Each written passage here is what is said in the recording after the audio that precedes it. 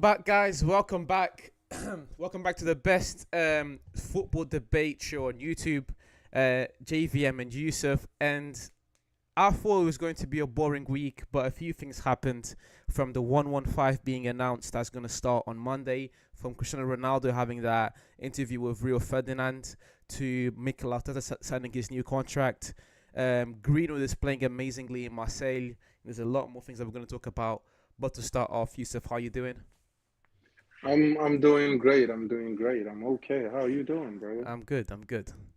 And yeah, let's uh, the formalities today. There's this is big for me and Yusuf. This is big for me and Yusuf because we keep coming back to this topic. We keep coming back. Wait, what have I done? Yeah, this is big for me and Yusuf because we keep coming back to this topic. We keep coming back to Ronaldo and Manchester United because there's always new things bring up between these two. And now Ronaldo had an interview, if you guys don't know, with Rio Ferdinand, and in that interview they talked about Manchester United, they talked about what happened, and Ronaldo gave his thoughts about where the club is, where they should be, and what they should do. So yeah, we're gonna start with you, Yusuf. What are your thoughts on what Ronaldo said and the impact of what some of the things he said may have going forward? Excuse me. One of the most impactful things he said was, he said, um, I am not there anymore. So that is not really my situation. Yeah.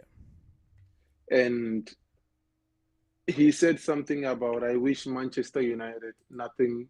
I wish Manchester United the same thing I wish for myself, nothing by the best. Um, I spent a lot of, he talked about his years in the United jersey and what they did and how he appreciates the team. I just felt like that should have been the end of anything he said about Manchester United. Going into details, talking about the coach, talking about their situation, trying to like even throw jabs and like make silly comments was so unnecessary. Cristiano Ronaldo is my guy. We all know how much I love Cristiano Ronaldo. I've gone to battles for Cristiano Ronaldo and I'll keep going into battles for him. But some of these petty statements are just unnecessary. You understand me? Hmm. Last week, I was talking about the Manchester United situation and how I felt like the coach didn't do him good and all of those things. I feel like he still hurts about the situation he should have long forgotten. And I feel like he's throwing jabs in a situation that is not necessary to even be talking about. Hmm. You are my goat by all standards. You could have just said your piece, said something positive about the United team, say you wish them well, like you said you did, and just drop the issue. There was no need to throw jabs at the manager, to throw jabs at. It wasn't a necessary conversation at the end of the day. I feel like anytime you are asked about Manchester United, answer the question like the way you answer it when you are asked about Real Madrid or Juventus. You just say something positive and say you wish them well, and that is it. You understand me? Yeah. So you get me? You can't talk around Manchester United and say positive things about everybody around the team, but then come and start spewing like jabs at like the manager and stuff like that. It makes you look like a hateful person. You understand me? So that I didn't like. All of the other things he said about United, yeah, yeah, you are a previous player of the team and you can hold your opinion and say some of those things. But if it goes into you throwing jabs and saying some of the things you said, honestly, I didn't appreciate it. And this is my goal. You get me? So I didn't like that. I didn't like how the conversation went. And I feel like last week when we were talking about Ten Hag, we talked about, we were discussing about Ten Hag. We were going backwards and forwards, and yeah, and then you ended up talking about Ronaldo leaving and etc. And I feel like it is something that still leaves a sour taste in a lot of people's mouths, and it's something that when you have to analyze Ten Hag's tenure so far at United, it's something that immediately jumps at you. The fact that Ten Hag really and truly had arguably the greatest player of all time in his team, and for reasons that we have discussed before, he had to let him go. And I feel like Ronaldo, I'm not going to say he's not let that go because he's definitely moved on, but it's not something that he's truly how can I say this? He's truly Over it. sorry. You don't feel like he's truly over it. I feel like it's over it, but I feel like whenever he has a chance, he will talk on Ten again. He will like it's like I know what I need to say. It's like pouring salt on a wound. You know what I mean? Like Facts. whenever he can, he will go in on Ten just a little bit because again, and you kind of understand because to be a player of that caliber, to be a player of Mm-hmm. Ronaldo's caliber, to be an athlete at all at the highest level is what they say in F1. You kind of have to be an asshole. Whether you look at the top F1 drivers of all time, whether you look at the top basketball players of all time, whether you look at any top athlete of all time, especially someone like Ronaldo, who's broken records countless times, excuse me, who had to chase Messi in people's eyes, you're gonna be a bit of an asshole. But like you at his age and at the time that he's done in football, he should be able to be a bit more professional. Because Ten Hag is then asked those weird questions and Ten Hag is put in these weird situations and Ten Hag has to say and it's like yeah I feel like Ten Hag's response was perfect. He was like he's doing what he's doing, we'll do what we are doing. Now this doesn't really Mm-hmm. excuse Ten Hag because what Ronaldo said is true. We should be competing for the Premier League. It is a Mm-hmm. shame. It is a massive shame.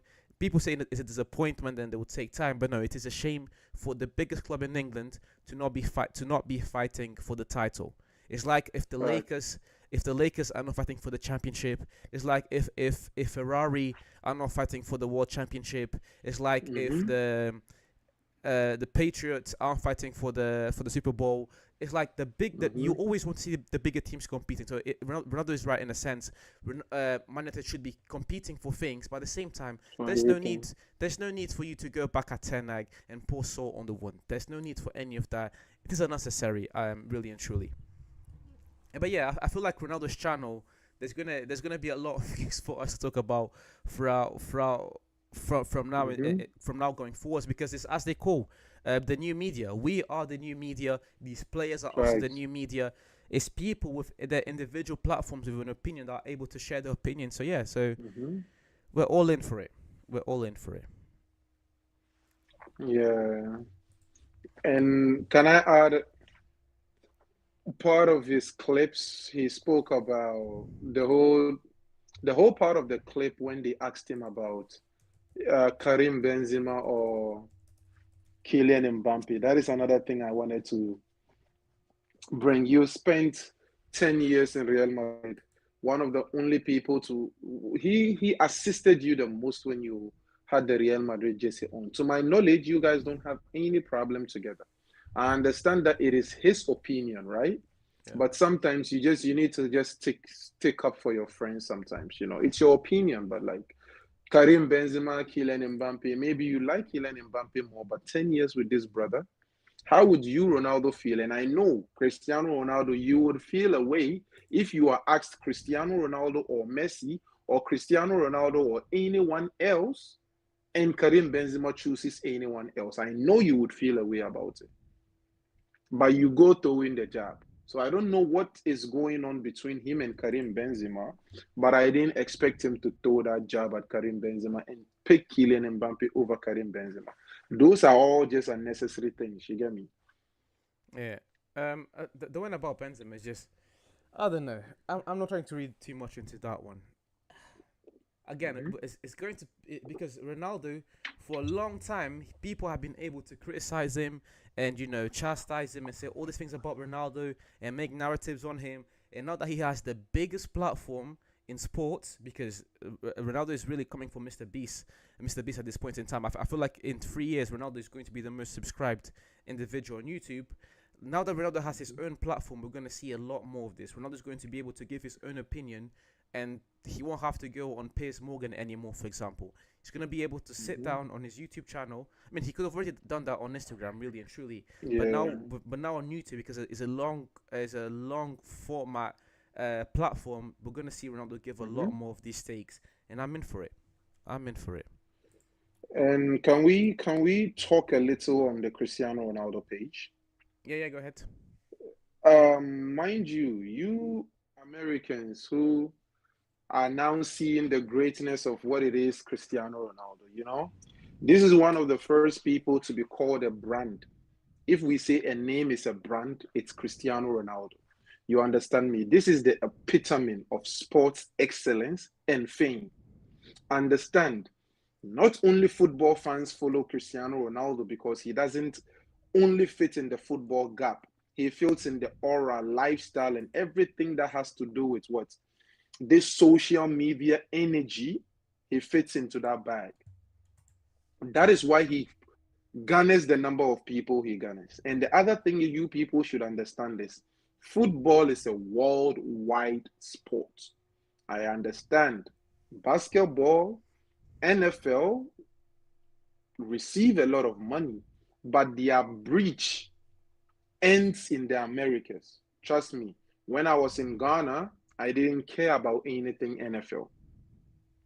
The only other sports that I cared about was the NBA, and it was because of my heart and it was my height and me being introduced to basketball. That is the only reason why I cared about basketball. My first love was football. The sport that I started playing was football. Everything begins and ends with football in Africa. So one of the biggest names in football is Cristiano Ronaldo. That is why he's able to garner this level of attention.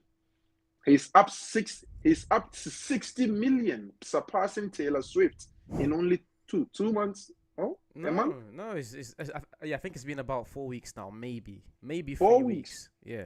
Surpassing Taylor Swift. You understand me? And you go telling me if LeBron James creates a channel. When LeBron James was doing that podcast with what? JJ JJ. Redick, how much views was he getting? How many people did he pull to JJ Redick's platform? LeBron with the Undisputed and the Barbershop, how much views is he getting? How much subscribers does he have there? This is his platforms. LeBron has an Instagram, right? How much followers does he have on that Instagram? You guys already have your case study. Yet you guys have the confidence to come out and say, oh, if LeBron James creates a YouTube, he's going to get like what, a million, 2 million? Yes, that. Let's be totally honest.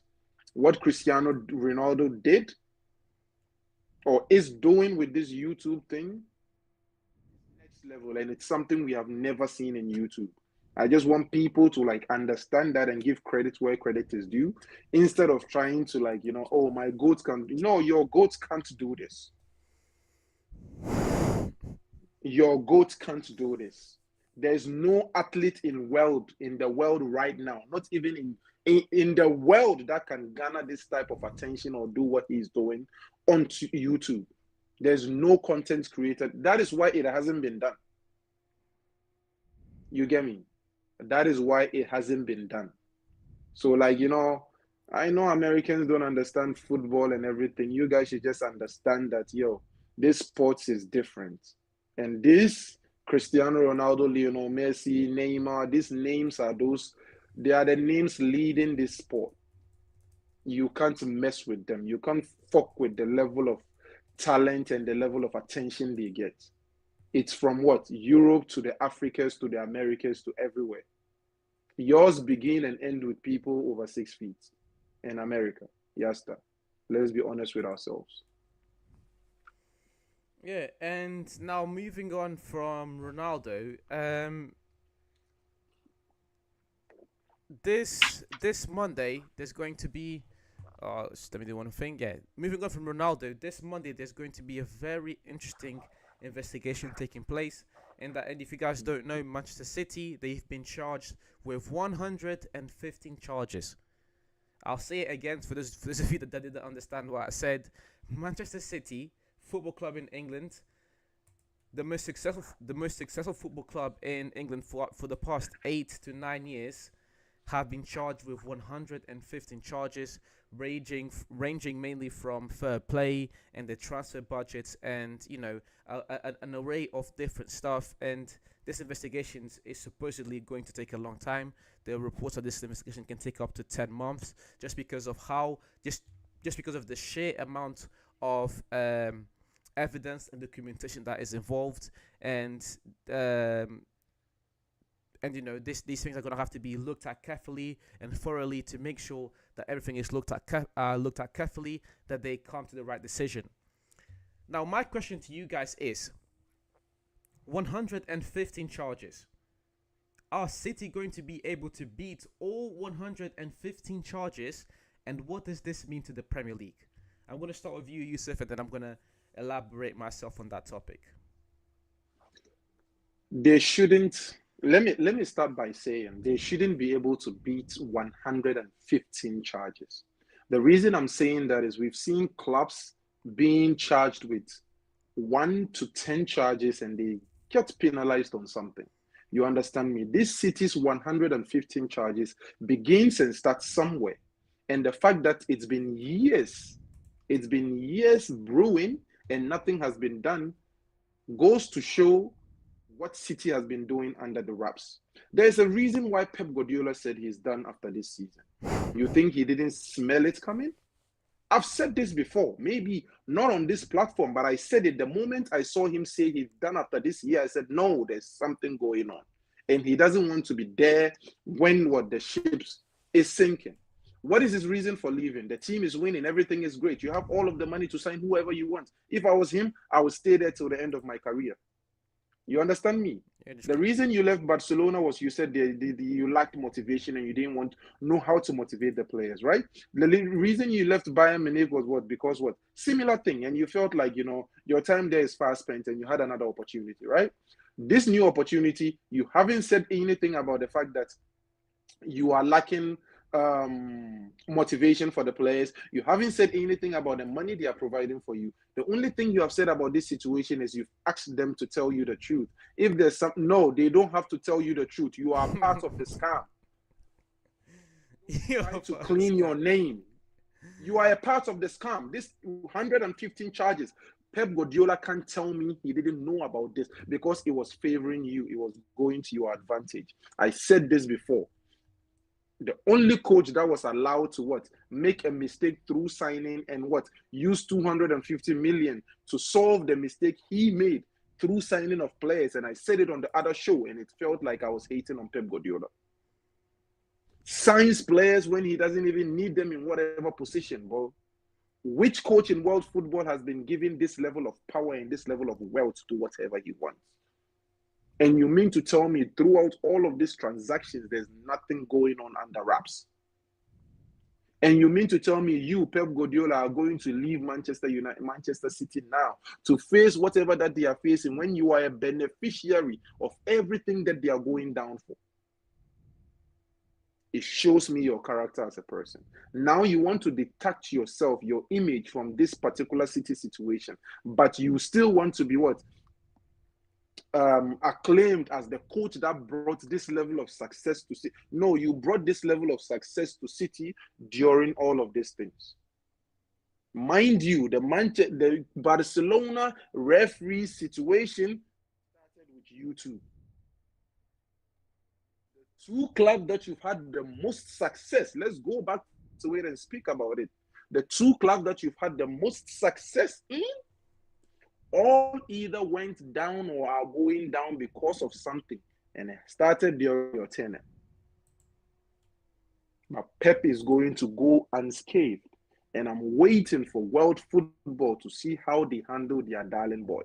Because if this was Mourinho, his name would already be in the blogs. I'm waiting for the world football to see how you handle your darling boy. If you are going to tell me in this particular situation, Pep doesn't have anything to do with whatever that is going on. And it's all Manchester City without Pep Guardiola. Theo. Now, I am in no way, shape, or form going to defend Manchester City. And I mean, I'm not going to defend Pep Guardiola, and I'm definitely not going to defend Manchester City. But one thing I want to highlight, not to let anyone off the hook, but the charges in place, they stem from 2009 to 2018, if I'm not mistaken. If I'm mistaken, please correct me in the comments. But I feel like those charges, they range between 2009 and 2018. Now, Pep first came to Manchester City in 2016. In 2017, Chelsea won the league. In 2018, they won the league. But even so, the momentum that was created throughout those 9 years have definitely helped City to have these last 6 years of dominance. I mean, there's no denying that. But this is where I believe Pep is able to get off the hook because those 9 years, he only came to City in 2016, so he was only involved with the team for those 2 years. Now he definitely benefits from the success and the momentum that was built, but I feel like Pep can get away from it. Now, what I Mhm. really want to highlight is the hypocrisy within English football if this is not addressed correctly and if the correct penalty is not given to Pep Guardiola. Because I can give you I can tell you guys very easily what happened to Derby County and how they were relegated because of their points deduction. I can talk to you guys about Nottingham Forest and all the points they were deducted. I can talk to you about Chelsea and the fact that they were banned from the transfer window. Mhm. Teams, I can tell you about Everton and the points they were deducted. These are some of the biggest, most successful teams in English football. City have 115 charges. A bare minimum. A bare minimum. I want to see 5 points deducted from them. And Mhm. I'm not saying I want to see 5 points deducted from City because I'm a United fan and I really want City to fail. No, I'm saying I want to see at least 5 points deducted at the bare minimum if they don't get anything more serious. Because how do you defend against 115 charges and how do you say investigation that was put on your club over years and years and years. We're talking about a 9 year span. We're talking about a 9 year span of charges and investigation that's been put into the club. 115 charges. Do you know how detrimental for example, a club like Derby County nearly went into administration. Oh, sorry, they went into administration because their club um, was pretty much about to be folded if they didn't have someone to Mhm. come in and buy the club. And then Derby County, luckily enough, 2 years later they were able to get back into the championship. But nonetheless, Mhm. um, if there are teams within the English system within English football that can be punished as severely as Nottingham Forest, as Everton, as Chelsea, because Chelsea Mhm. also had a transfer ban, as Derby County, I expect City to also get a serious penalty. I don't care. They said Right. they said, oh, this investigation might take up until February. Take it into August if you want, but they need to make sure that the clubs that are not or the clubs that want to infringe fair play and they want to follow they want to follow the rules and and their trophies and their wins benefit from that these clubs are severely punished because this is going to hurt the game. This is going to hurt the game that we love. So again, the same energy you guys had towards the football league is the same energy I want you to have towards Pep, not Pep, but the same energy you had towards the football league is the same energy. Oh my God! The same energy you had towards the Super League is the same energy I want you guys to have towards Manchester City and the charges that are in place.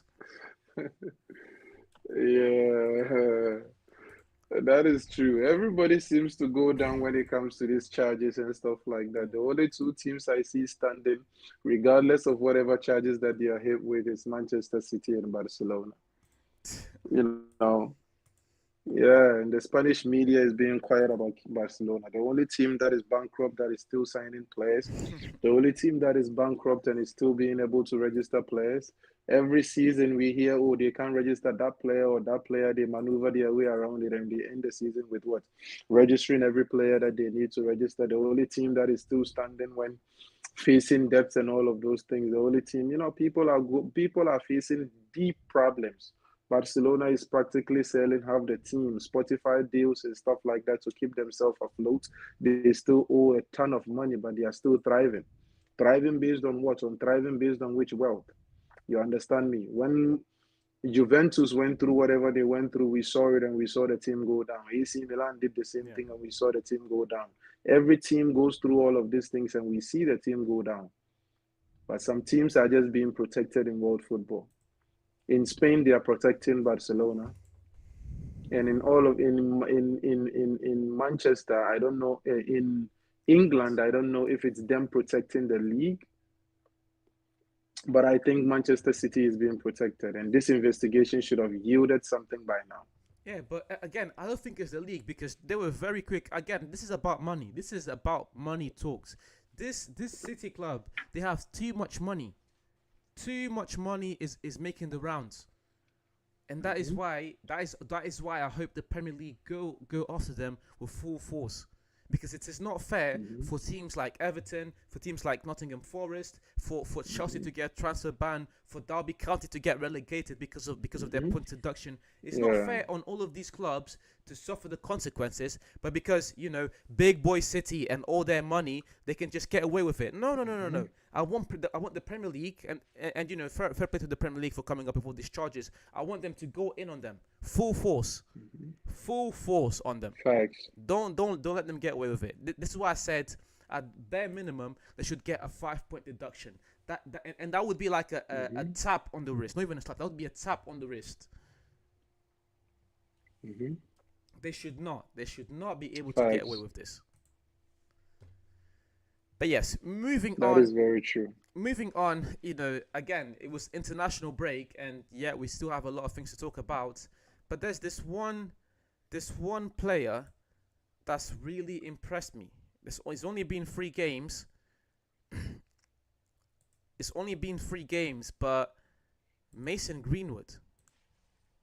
Hmm. Mason Greenwood has been one of the best players in Europe in these past 3 games. We all know a Hmm. season is more than 3 games. 38 games. Facts. Only Hmm. what 34 games in League on this season because they had to cut costs. But Hmm. we can talk about that another time. Mason Greenwood has played. Mason Greenwood has played 3 games so far this season for Marseille, and he scored 5 goals. He Hmm. scored 5 goals in 3 games. It's impressive. It's It impressive to is say the impressive. least. And what does it say about about his future and his career going forward? I feel like whatever he did seems so unforgivable. You understand me? People are still holding on to whatever they saw, regardless of the fact that he's been acquitted or like whatever um, the judgment was. People are still going to hold on to whatever they saw. So he's already been judged in the court of what? Public opinion. Um, Public opinion, you know. So I feel like he will never get off of that thing. The reason people are not talking about it is because of that fact. You understand me? Mind you, his stint in Spain was a lousy one. It was shaky, He yeah. was giving people the business, but he still was facing the racial slurs. He still was facing whatever he was facing, and he didn't really get the kind of like the media limelight to showcase the fact that he was doing great. In Marseille, he can score 40 goals this season, and it takes sports shows like us to even bring his name to the limelight. All of the big guns feel like his name is kind of like toxic. And the moment you praise him or you talk about him in that light, it feels like you kind of supporting whatever he did. You understand me? But on the footballing side, he did good. You know, he's doing amazing. He's one of the best players so far this season. You know, the league, the French league, is actually a very strong league. You get me? We wouldn't compare it to most of these top leagues, but we make the mistake of going to watch the Danish league, the French league, the Swedish league, or whatever other league that entertain us. We make the mistake of going to watch those league and comparing it to the EPL or the Spanish league. What you should do is the same way when you watch the EPL, you know what you look for when you watch the EPL. And when you watch the Spanish league, you know what you look for. You don't even compare the EPL to the Spanish league because you get different feelings from both sides. That is how you should watch all of these smaller leagues. When I go watching the league, and I know what I'm looking for and what I enjoy. You get me? Take it like just different variety of foods. You know what? When you feel like eating this food, you don't compare it to the other meal that you eat. You just enjoy this food for whatever it is. You get me? And once you do that, you will begin to appreciate all of these leagues. There's a lot of young talents you can see when you watch the French league. Look, most of these young talents that you are looking at in the EPL that are doing amazing, ask yourself, which leagues did they come from? The Portuguese league, one of the leaders in producing talents. The Spanish league. Say it again. The Portuguese Yeah, league. the Portuguese league. So far, the Mainly Portuguese league Benfica. hasn't disappointed. No cap, mainly Mainly Benfica. Benfica. They haven't disappointed. I'm feeling like if we are going to go down this rabbit hole, and JVM, I want us to go down this rabbit hole and just go through from the Mourinho time till now. I feel like the Portuguese league, mainly Benfica, has been one of the teams to provide the toppest talents who haven't come into other parts of Europe and disappointed. Let's leave that for Monday, because Mm-hmm. the reason why is because we still have a lot of things to get through. But Mm-hmm. yeah, I didn't mean to cut you off. I just wanted to give my take quick on Mason Greenwood. But as Mm-hmm. Yusuf said, and very well, um, at least myself, and at least on the channel, I don't really want us to really focus on the transgressions of Mason Greenwood. Not to give him a Mm-hmm. pass, not to just give him a slap on the wrist, Mm-hmm. but let's let the law and the judicial system do their job. If Mason, Mm-hmm. if there definitely an investigation was definitely done onto Mason Greenwood and then what he did. And I'm not saying what he did was okay or possible, but there's a reason why he's not behind bars right now. Right. There's a lot of evidence that we did not look at. There's a lot of things that we did not look at. So that is why I say us as the public, we cannot pass judgment, because there's a lot of things that we Mm-hmm. have not seen. So in that same note, just talking about from a football perspective, he's done an amazing job. And Facts. as Yusuf said, a lot of these football media companies or super companies out there, or super whatever you want to say, they are not really doing their Mm-hmm. due diligence to cover what Mason Greenwood has done so far this season. He's been better than any of the Manchester United forward players. He's been better, way better than All Rashford. of them. Bro, combined, he's been better than all of them combined. He scored more goals, and he's been more Facts. impactful to Marseille than Impactful. than Facts. all of them combined. And you can say, oh, it's only the French league. Okay, put Ahmad, put Garnacho on in Marseille, and we'll see what he's doing. The only What they thing can do. the only thing Mason Greenwood is doing right now is showing to all of us what we already knew. He's one of the best finishers there is in Europe. He's one of the best finishers there is in the world. Mm-hmm. Yeah. And not to cut you off, and we already knew that about him. Yeah. Mind you, him leaving Manchester United wasn't because Manchester United. Look, Manchester United tried everything in their power to actually keep him Yeah, even to throughout the keep him, scandal. bro. But they couldn't at the end. That shows the level of talent, because the British media won't allow them. Yeah, that's actually a very good point. United did Mm-hmm. even when he went to Spain, it was only on a loan. United On did alone. they did their best to protect him, because we know how great of a talent he is, And Mm-hmm. even now he has a buyback clause of like 30%, something like that. Correct me if I'm wrong, guys, Mm-hmm. but he has an insane buyback clause. I mean, not buyback clause, Right. a sell-on fee. My bad. He has an insane Mm-hmm. sell-on fee. So yeah, we'll see. We'll see how that works out. Nice shot. Nice shot. Mason Greenwood. Nice shot.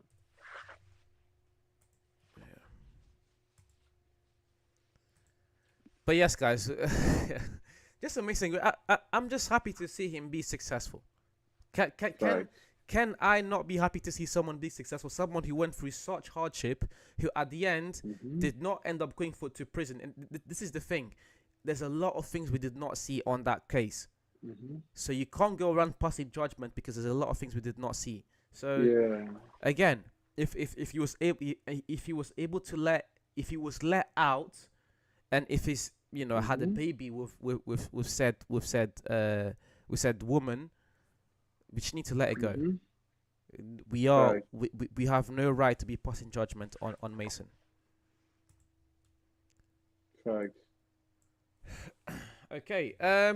Yeah, and this is usually the time of the show where I say where we try and go into other topics. But yeah, we're gonna carry on hot because Mikel Arteta signed an extension with Arsenal. And Yusuf, Mm-hmm. you've been quite critical of Mikel Mm-hmm. Arteta, and in my opinion, deservedly so. Because yes, he's in my opinion one of the biggest things you want from a manager is Mm-hmm. their style of play. You know, in Yeah. your manager, you want your manager to play amazing football, and Arteta has been playing amazing football with Arsenal. They've come very close to winning the league twice now. Last year, it came up to the very last game of the season. But Mm-hmm. this is all nice stuff, but there's no silverware. For example, Ten Hag last year Yeah. had one of the worst years from a top six manager, and he still won a silverware and still managed to get European Mm-hmm. football. You know, this isn't a comparison Right. between Ten Hag and Arteta, but I know Yusuf is going to touch upon this. He signed an extension. When are we supposed Mm-hmm. to see Arteta winning trophies? No, this is a season. This is the season that we start questioning Mikel Arteta because, coming close, the first person that is forgotten is the second place. That is a fact. Mhm. The first person that is forgotten in history is the second place. Because when they ask you who won the Champions League in 2020, they don't say came second. The moment you mention who won the Champions League, end of conversation. You understand me? The first person to be forgotten is the person that comes second. In the history of the Premier League, they don't give an award for coming close to winning the Premier League. You understand me? So I see the development, and we gave Mikel Arteta the room, the space to develop this team. In the beginning, when he was failing, nobody complained, and people were talking in the back burner. But Arsenal gave him the chance to be able to build a team that is competent for him, that plays for him, that fits his system, that fits the role or the type of football he wants to play. And once you are given this space, we praise Pep Guardiola every time because what? He was given the opportunity, the money, the chance to create a team for And himself, he took it. and he provided what they needed. Damn near He's been perfect. able to provide everything that they needed up to the Champions League. You understand me? So there's nothing you can tell Pep Guardiola, regardless of the amount of money he spent. Now it's time. He's had this team since what? December 2019, right? Mhm.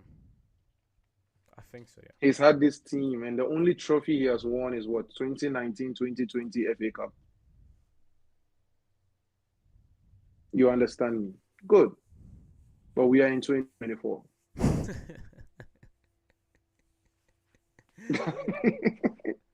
Yeah, you understand me? Like 2024, you understand? We keep chastising Ten Hag, but he even has some silverware to also boast of.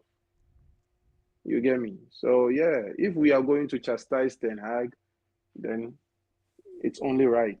You understand me? If we are going to call out Ten Hag, we are going to call out other managers, then it's only right. You get me? It's about time. This season is the season he has to prove to us now fans that all of the support, all of the love isn't for granted. Actually, bro, you know when you said 2019, I was like, he hasn't been there since 2019. Oh, No, check yes, it. he has. Oh, yes, he December has. 2019, Because when I am read. because people keep forgetting of the back-to-back years where he finished eighth. And now, Mm-hmm. I genuinely believe Arteta is one of the best managers in this whole league. You can even make the Mm-hmm. argument that last year Arteta was the better manager because of what he had to work with. I still think Mm-hmm. I'll still favor Pep, but you can make the argument because of what he had to work with. But my point Mm-hmm. is, he's given this extension. He's done an amazing job. Now we Mm-hmm. have to seal the deal. Mm-hmm. We have to win something. And even if he doesn't win anything, I feel like the next step for Arsenal is to get to like the semi-finals of the Champions League, to really Right. and to continue because I love watching Arsenal play because even back in the day when I was young and I just loved that Real Madrid team. Something I can't deny is that watching Barcelona play football gave me joy. Even now, watching City play Mm-hmm. football gives me joy because I'm a football fan at the end of the day, and watching these teams perform well does give me joy. But it means Mm-hmm. nothing if you're not winning trophies. If you're not Facts. winning, it means absolutely nothing. And I want to, because another thing is, when Jose Mourinho first came to United, his first year, Community Shield, he bagged it. Europa League, he bagged it. Carabao Cup, he bagged it. And people still had talk Facts. for Mourinho, saying, the style of football he plays is not attractive. He doesn't play attractive football. So now he's the guy that plays attractive football but can't win anything. I wish Arteta nothing but the best. You know, United fans and Arsenal fans, we do have our runnings, but I respect Arsenal. I respect what they've done with Arteta, but we need to start winning some. We need to start seeing some trophies being won moving forward. Facts. Okay, so It's these, about time. yeah, this is where kind of the how do you say, unless you have unless you have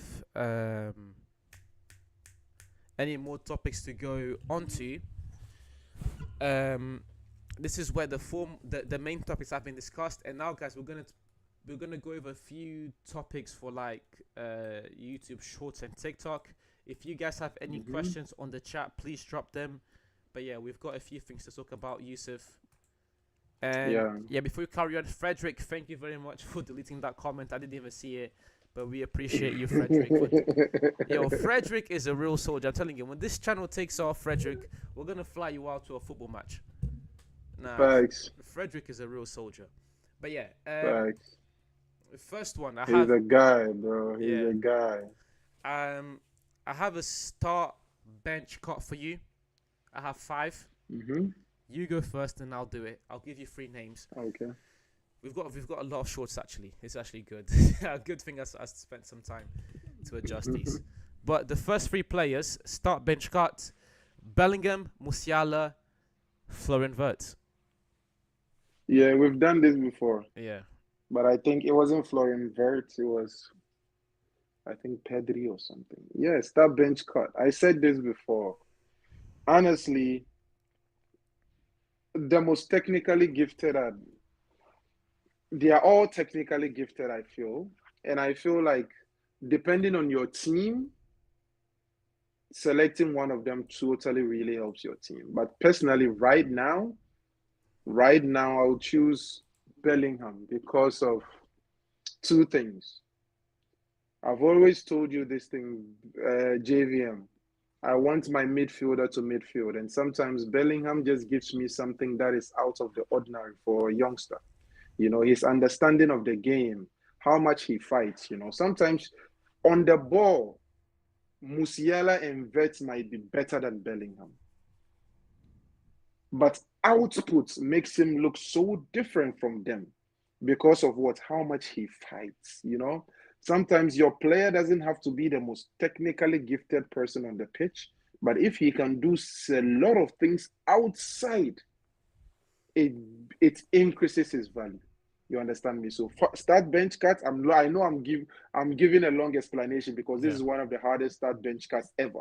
I love all of these players. Last week or last 2 weeks, we talked about Florian Wirtz, amazing player. Musiala, one of my favorite young players. I wish he was in Real Madrid right now. So start bench cuts would be the same thing. Bellingham, Musiala, Florian Wirtz. So just like start Bellingham and etc. Start Bellingham, bench Musiala, cut Florian Wirtz, and this is a hard cut. And I'm gonna have to agree with Yusuf. I'm going to start Bellingham. I'm going to bench Musiala, and I'm gonna cut Florian Wirtz. Okay. Next one. You can still give your explanation, but let's do it like this. Like first, it will depend as Answer the well. question, then Yeah, yeah.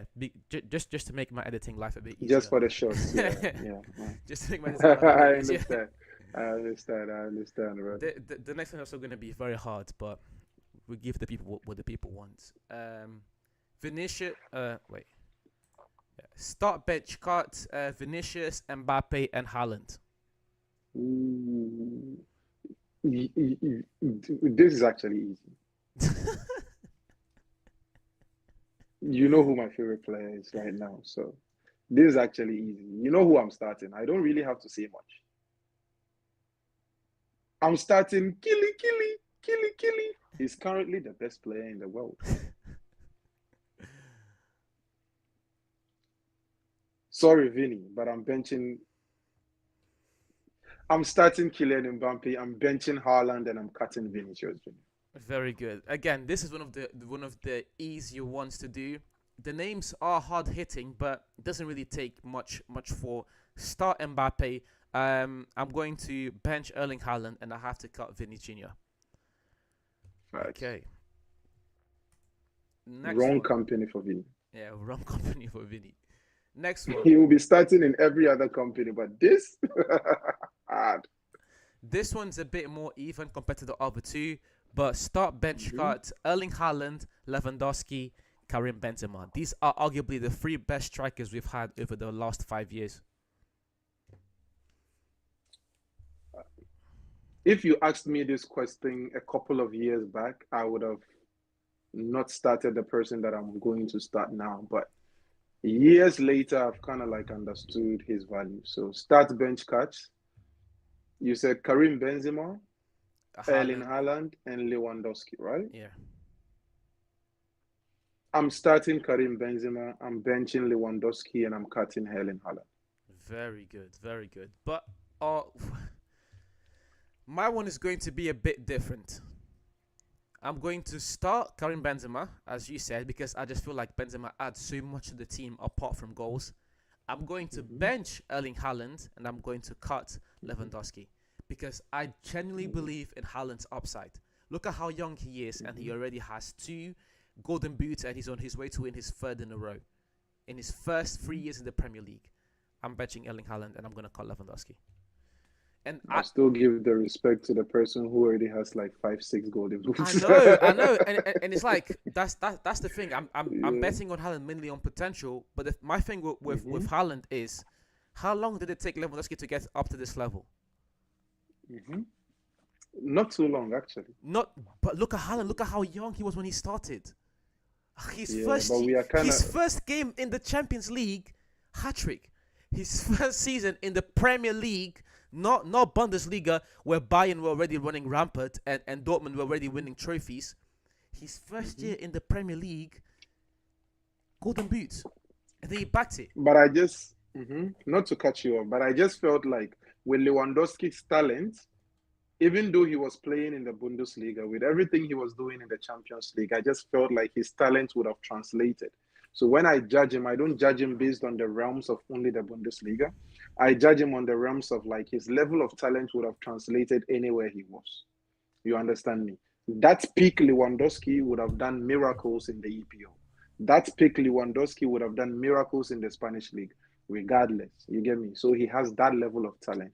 And I feel like he's one of the most underrated strikers because people kind of forget that side of him, kind of forget that level he was able to reach during that time. That's a good point, actually. Next one. Start bench cuts: Saliba, Martinez, and Van Dijk. Bum Dyke. Sorry.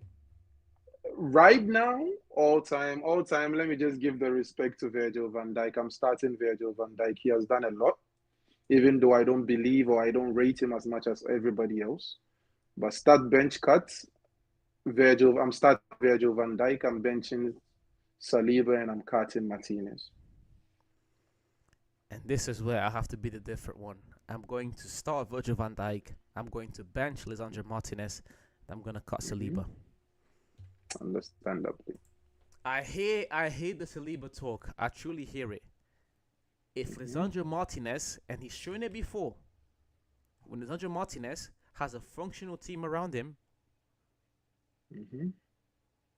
with all the deficiencies in his game, he is one of the he's one of the, like, you know how we talk about the 3 and the 4, how we Mm-hmm. talk about Ramos and Varane, how we talk about Maldini Mm-hmm. and Nesta. Like, Nesta. as the aggressor, he's one of the best I've seen in the Premier League over the past 2 years, and his ability on Facts. the ball is outstanding. Now I understand why Facts. people will say Saliba, but I'm saying if Martinez was on that same team at Arsenal, he'd be the better centre back. Understandably. He has everything it takes. Now this next one, Aside the height. this next one is where I think we're gonna disagree a bit. Start bench cut Courtois, Allison, and Edison. Bombo clat. Yo. Start bench cut. Hostia. Courtois. Addison. Allison and who? Edison. This is like the Vinicius Junior thing. Edison, you are in the wrong company. Like, I'm starting Courtois, I'm benching Allison, and I'm cutting Addison. Edison. Yeah. Edison. The reason I'm starting Courtois is because Courtois has really lost a lot of respect in world football. And like the praise people give Allison, I feel like if they took the time to really watch Courtois, they would be praising Courtois in the same light. Yeah. Because, okay. I'm gonna start Allison. I'm gonna bench Courtois. I'm going to cut Edison. And the reason, like, I hear what you said, but even when, for example, when Real Madrid went on to win the Champions League in 2021, and Mm-hmm. was it 2021? No, 2022. Yeah. 2021 was Chelsea, excuse me, 2022. Mm-hmm. Even when they won the Champions League that year, Courtois was amazing, don't get me wrong, but the only thing I would give Courtois over Alisson would be shot stopping. As a shot stopper, Courtois, you can make an argument for him being the best in the world. I feel like even when he was in the Premier League, it was between him and De Gea as the best shot stoppers. Mm-hmm. But everything else I need from a goalkeeper, especially when you talk about playing with your From the feet, back coming off your line, crosses. I just feel like Alisson is better, and I feel like the gap between Courtois shot stopping and Alisson's shot stopping, but then Alisson's playing from with his feet and Courtois playing with his feet. I just feel like the gap between the Alisson playing with his feet and Courtois playing with his feet is much bigger. That's why I give Yeah, the it edge. is. That's why I give the edge to Alisson. It is actually, but I just want my goalkeeper to catch the ball, bro. And that's the thing. Again, as a shot stopper, if we're only talking about that, I understand it. But in terms of everything else, I'm taking Alisson. Yeah, Now we got understandably. a few more to go through these, but I actually quite like. Mhm. I might save a few of these. I might save a few of these for Monday because we're gonna be back Monday. My timetable is Facts. sorted for the next till December. I promise, Wow, guys. Yeah. we on.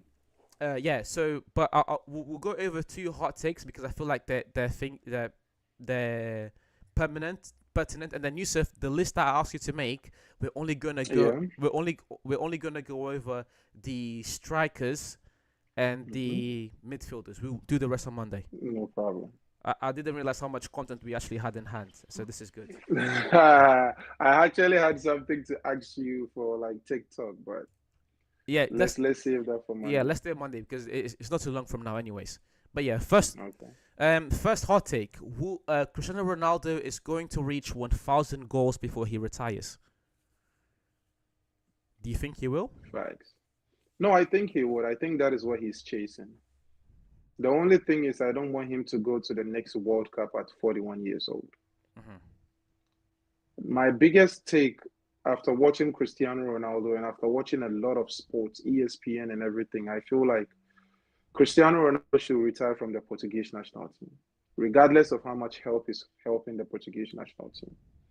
The reason I'm saying that is, regardless of what Cristiano does in that jersey right now, media and the content out there changes from he did great to when is he leaving the team? When is he this? When is he that? He came in substitute and scored the winning goal. I thought it was enough for them to sit on ESPN and praise the fact that he scored the winning goal. But they spent the better part of 30 minutes talking about how the coach is a coward for not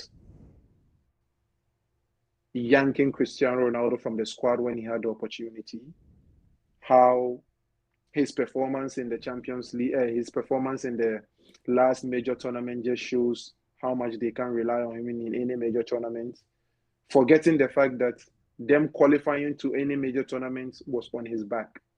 Yeah. Up up up So I up feel like to I'd say up to 2018 it was. Guys, some of you it may sound crazy to say this, but not it's up to true. 2018, the last World Cup, the last European qualification, he was the leading scorer. Yeah, he was. But what I'm saying is, the reason why I say up to 2018 is because, especially in 2014, guys, I was in Portugal.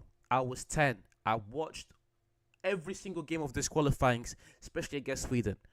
Ronaldo carried that team on his back. That Like, first game against Sweden, that was pure Ronaldo, and then the next one, Ibrahimovic came on a demon thing. He scored 2 goals and changed the whole thing, and Ronaldo still came back and scored and put us free. So I say from 2006 to 2014, you can't argue with the fact that Ronaldo carried that team on his back. I say from 2014 onwards is where it becomes to get even, because you begin to get Quaresma. Because, for example, 2016, Eder scored the winning goal in the final. Ronaldo was still, instrumental in the group stage, but he didn't do it all alone anymore. In 2018, the team was also good. So I'm saying but from 2006 to 2014, Ronaldo was carrying that team on his back, and you can't argue with me about that. I'm sorry, he really was.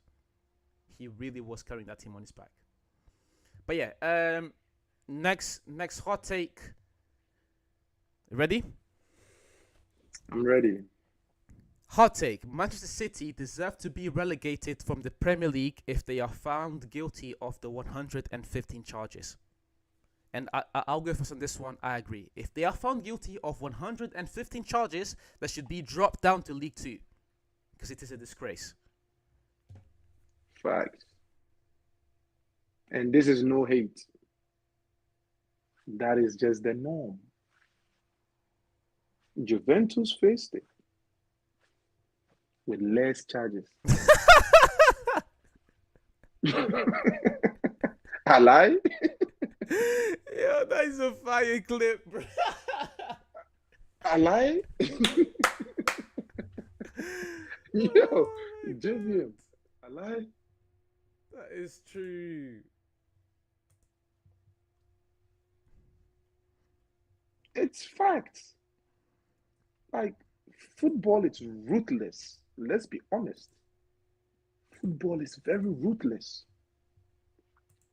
So if players can be caught gambling and lose 2 years of their career, it should be the same across board, bro. Don't do Ivan Toney like this and do Manchester City any different, bro. You understand me? Don't do all of these Brazilian boys like this and do these Italian boys going through this gambling thing and do Manchester United any different. And Manchester City any different, Juventus faced lesser charges than Manchester City and they had to pay for it. Every other team that goes through this has to pay for it. So let's not they are rich. They will come back. Don't worry. Just punish them. Yeah, so we'll do the top 3 now. So top 3 strikers of all time and top 3 midfielders of all time. Ready? Mm-hmm. Yeah, I'm ready. Okay. Top 3 strikers of all time. Question before I start. Yeah. Does Cristiano Ronaldo and Messi qualify as strikers? No. They don't qualify. We're gonna save those 2 for the wingers. Wingers, okay, cool. Yeah. Cool.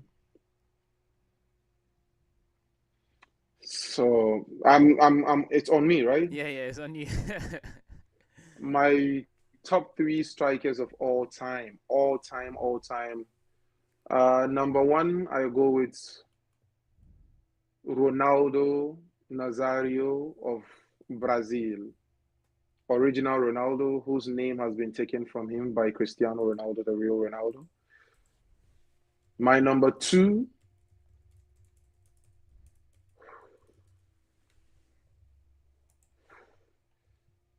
the list is here. I'm looking at it, but I'm still. My number two, I go with. Honestly, let me give this guy his praise. I go with not Ruud van Nistelrooy. I go with Thierry Henry. Regardless of how much I don't like him, I still give him credit for what he did as a striker and how he's versatile and he could play in a lot of more positions as a striker. And number three,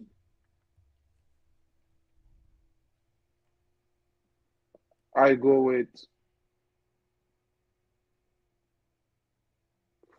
Raul Gonzalez. Okay. Now mine, pretty straightforward. R9, I agree, top three strikers of all time. Luis Suarez, top three strikers of all time. And the last one might be controversial, and this is a player that I have criticized at length before. But if we're talking about the top strikers that performed at their best in their time, I have to put Pele. Suarez, Okay. R9, and Pele. My top three are Ronaldo, Thierry Henry, and Raul Gonzalez. Because I feel like I needed to put Raul in this list because anytime we talk about strikers, his name is never mentioned. Yeah, because he's not With the top three. number of with the number. Look, like sometimes we just have to judge these people on. Look, he's a striker. He scored the goals. Yeah, but he's not even top five, That's Raul. a lot of goals. Raul's not even top five. I'm just being biased. Yeah. I get it, but he's not top five. Yeah, I know that. I'm just being biased. That is Suarez's position, but I'm just Alright. being biased. I can. Next one. This next one, we're going to have the same exact list. I know it. Top three midfielders of all time. Hmm. I feel like this is the easiest one. Or maybe not. Go on. Yeah. It is not. I might shock you. Top three midfielders of all time. I go with Zinedine Zidane. He's my favorite midfielder of all time. One of the reasons why I got glued to watching football. Number two, I go with Andres Iniesta, one of the best players to ever wear a jersey. Even though he played for the rivaling team, I still appreciated him as a player. And number three, I go with Luka Modric, and this is where I know we are going to differ. Yeah. Top three midfielders of all time: Zidane, Zidane, Xavi, and Iniesta. Yeah, no, Zidane, Xavi, and Iniesta. I go with Luka Modric. At any given point of the day, you can also put in Modric and Busquets, and this is why these lists are a bit difficult. But it's the game. You have to give free. You have to give free. This is part of the game. Right. But at any point, you can pull in Modric and Busquets. They also deserve to be there. But if I only have to give free, it is Zidane, Xavi, and Iniesta. Can we do another list quickly? Yeah, go ahead. Off the top of your head, top three, not best, your favorite midfielders of all time. My top three favorite midfielders of all time. Favorite, forget best, forget it. Those that you watched and still remember and you enjoyed watching them. My favorite midfielder of all time is Modric. Like Modric, because I feel like when I turned 10, because I've always liked football and I've always loved football. But when I turned 10, that's when I really began to watch football in like a week in, week out basis, no matter what. And Modric is just, he's my favorite midfielder of all time. Superb. Number two, favorites, I have to put Pirlo there. I remember when Benfica beat Juventus, it was either 2013 or 2014. No, it was between 2012 and 2014. I don't remember the year. It might have been 2012. But when we beat Juventus, the big thing for me was like, oh, we beat Pirlo. And Pirlo, he was like, as an athlete, he didn't have all of those attributes, but he was such a magician with the ball. And my other one, my other favorite midfielder has to be. This might be a controversial one. I don't know how you guys will think about this, but it's Isco. 'Cause again, that Real Madrid era, like I just loved Isco so much. I'm talking about favorite. It has to No, it's be your favorite. yeah. Like it. It has to Look, be if you hear my favorites, you're going to be shocked. So don't worry. yeah. It has to be Isco, Modric, and Pele. Those are my top three favorite midfielders of all time. Facts, facts. I like that. My top three favorite midfielders of all time. Number one, my number one favorite midfielder is Zinedine Zidane. But since I placed him on the other list, I don't want to mention his name on this list. But the top three, Gutierrez. Guti. Yeah. He's one of my favorite midfielders, one of the players I enjoyed watching play. One of the best passes I've ever seen in world football. And what he used to do on the ball, I've never seen any other player do it again until today. Number two, Ozil. Number three, Luka Modric. But since I placed him on the other list, I'm going to say Michael Essien. Mm-hmm. And my honorary mention is Paul Pogba. Yeah. Pogba was also one of my because back in the day, my top three players, Pogba was definitely on that list. It's just I don't know. I just don't really like how Pogba's career ended up in the end. It's like, and I feel like most of it is his fault. Facts. Yeah. Facts. But yeah, guys, thank you very much for watching. As you can see, we already have content ready for Monday. The weekend tune in. It's going to be an action-packed weekend. Football is back. Finally, quality football is back. So yeah, we appreciate all of you guys for watching. We appreciate you, MFC 2009, Frederick, Maxwell, Nato, Estima Singh. We appreciate all of you guys, especially Frederick. Big, massive shout out to Frederick. That guy's putting in over time. We appreciate you, Frederick. But yeah, guys, we'll see you Monday. Peace. We appreciate you guys.